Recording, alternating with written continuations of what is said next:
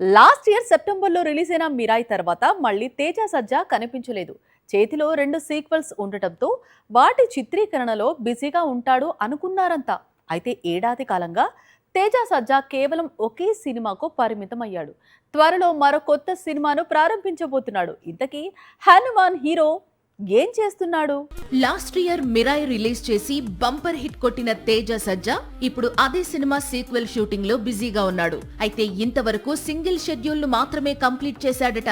ఇక రిలీజ్ ఎప్పుడు అనేది క్లారిటీ లేదు. ఇంతలో జాంబిరెడ్డి సీక్వెల్ కథ బాగా కుదరడంతో ఇమ్మీడియట్ గా సీక్వెల్ ను సెట్స్ పైకి తీసుకెళ్లాడని సమాచారం. అయితే జాంబిరెడ్డి డైరెక్టర్ ప్రశాంత్ వర్మ ప్రస్తుతం హనుమాన్ సీక్వెల్ లో బిజీగా ఉండడంతో జాంబిరెడ్డికి కేవలం కథను మాత్రమే సమకూర్చుతున్నాడట.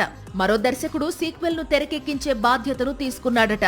తేజ సజ్జా చేతిలో 2 సీక్వెల్స్ ఉన్నప్పటికీ ముందుగా మిరాయి 2 చిత్రీకరణ ప్రారంభమైనప్పటికీ ముందుగా మాత్రం జాంబిరెడ్డి 2నే ప్రేక్షకుల ముందుకు వచ్చే అవకాశాలు ఎక్కువగా ఉన్నాయి. ఎందుకంటే మిరాయి 2 చాలా వరకు గ్రాఫిక్స్ మీద ఆధారపడడంతో అందుకు చాలా సమయం పట్టనుంది. అయితే జాంబిరెడ్డి 2 విడుదల ఈ ఏడాది ఉంటుందా అనేది కొద్ది రోజుల్లో క్లారిటీ రానుంది.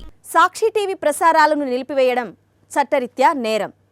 సాక్షి టీవీ ప్రసారాల కోసం మీ స్థానిక కేబుల్ ఆపరేటర్ని వెంటనే సంప్రదించండి.